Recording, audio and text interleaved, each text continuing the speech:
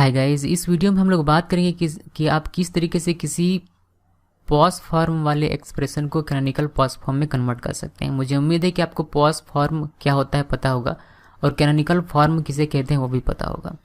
एक एग्जांपल लेते हैं, थोड़ा सा डिस्कस कर लेते हैं कि पॉज क्या होता है और कैनोनिकल क्या होता है। ठीक है, तो एग्जाम्पल मैं यहाँ ले रहा हूँ। एफ इक्वल मैंने लिखा हुआ है कि ए प्लस बी और b प्लस सी और a प्लस सी। देखिए ये जो एक्सप्रेशन आप देख रहे हैं इसको हम लोग कहते हैं पॉज फॉर्म में। मतलब ये एक्सप्रेशन पॉज फॉर्म में क्यों है? क्योंकि ये पॉज का मतलब होता है प्रोडक्ट ऑफ सम। देखिए ये सम है, ये सम है, ये सम है और इसका हम लोगों ने प्रोडक्ट किया हुआ है, तो इसको हम लोग कहते हैं कि ये एक्सप्रेशन पॉज फॉर्म में है।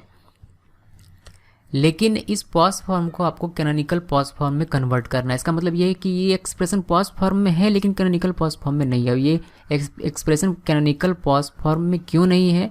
तो कैनोनिकल फॉर्म में कोई भी एक्सप्रेशन कैनोनिकल फॉर्म में तब होता है, चाहे वो पॉज हो या फिर सॉप हो, तभी होता है। कैनोनिकल फॉर्म में तभी होगा कोई एक्सप्रेशन जब उसके सभी टर्म में सभी वेरिएबल्स होंगे। जैसे कि अगर इसकी बात करें तो यहाँ a प्लस बी है लेकिन c मिसिंग है, इसमें b प्लस सी है तो a मिसिंग है, इसमें a प्लस सी है तो b मिसिंग है। तो इसमें सभी टर्म में आप देख पा रहे हैं कि कुछ ना कुछ मिसिंग है, तो इस वजह से इसको हम लोग कैनोनिकल पॉज फॉर्म नहीं कहते हैं।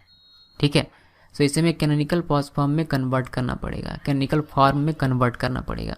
तो कैनोनिकल फॉर्म में कन्वर्ट करने के लिए क्या करना है? इसके लिए सबसे पहले आपको तो सारे लॉज याद होने चाहिए। जो लॉज हम लोगों ने पढ़ा हुआ है वो सारे लॉज आपको याद होने चाहिए, बूलियन अलजेब्रा के लॉज याद होने चाहिए।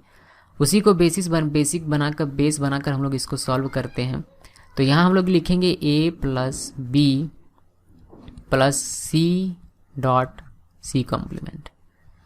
ठीक है, मैं आपको थोड़ी देर में बताऊंगा कि इसका मतलब क्या। चलिए इसको देख लेते हैं। यहाँ मैंने c डॉट सी कॉम्प्लीमेंट पहले क्यों लिखा है ये जान लीजिए, क्योंकि यहाँ c मिसिंग था और हमें किसी तरीके से c लाना है। तो क्या हम लोग ऐसे लिख दें? नहीं, इसको ऐसे नहीं लिखा गया, इसका कुछ मीनिंग है। देखिए अपने लॉज आपको याद होगा, तो लॉज में हम लोगों ने पढ़ा हुआ है कि अगर आप ऐसा लिखते हैं c डॉट सी कॉम्प्लीमेंट तो इसका ये इक्वल होता है 0 के। सो बेसिकली हम लोग क्या कर रहे हैं? हम लोग कर रहे हैं a प्लस बी प्लस 0, तो अल्टीमेटली ये a प्लस बी ही होगा। यानी कि अगर आप इसमें plus c dot C complement करते हैं तो अल्टीमेटली ये a प्लस बी ही है, इसको कोई इफेक्ट नहीं पड़ रहा है।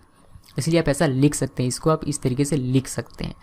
ओके, देन नेक्स्ट में a मिसिंग है तो इसमें a डॉट a कॉम्प्लीमेंट कर दीजिए plus b plus c। Then इसको इसमें b मिसिंग है तो b इसमें लिख देते हैं a plus b dot b complement plus c। ठीक है, उसके बाद इसमें इसको देखिए, इसको आप स्प्लिट कर सकते हैं। एक लॉ है उसके अनुसार आप इसको स्प्लिट कर सकते हैं कुछ इस तरीके से a plus b plus c, और इसको आप फर्दर लिख सकते हैं a plus B plus C complement. Okay, पहले इसको यहाँ से यहाँ तक, उसके बाद ए बी को इसके साथ। ठीक है, इसको स्प्लिट कर दिया गया इस तरीके से। इसके लिए ये दोनों चीज़ें लिखी गई हैं। ठीक है, देन इसको करते हैं। इसमें भी वही चीज़ है कि आप इसको इस तरीके से लिख सकते हैं a प्लस बी प्लस सी लिख सकते हैं, इसको इसके साथ, फिर इसको एक बार इसके साथ। ओके, इसमें उसके बाद a complement plus b plus C. तो इस टर्म के लिए ये दो चीज़ें लिखी गई हैं। ठीक है, उसी तरीके से इस थर्ड वाले के लिए आप लिख सकते हैं a plus B plus C, और यहाँ लिखते हैं ये हो जाएगा आपका a plus B complement plus C. अभी आप यहाँ देखेंगे कि यहाँ a plus B plus C है, यहाँ भी a plus B plus C है और यहाँ भी a plus B plus C है। तो a डॉट, एक्चुअली यहाँ डॉट है। ठीक है, a डॉट, इसको हटा देते हैं, a डॉट a इक्वल होता है a के। ठीक है, ये भी एक लॉ है, आपने लॉ में पढ़ा होगा a dot a equal a।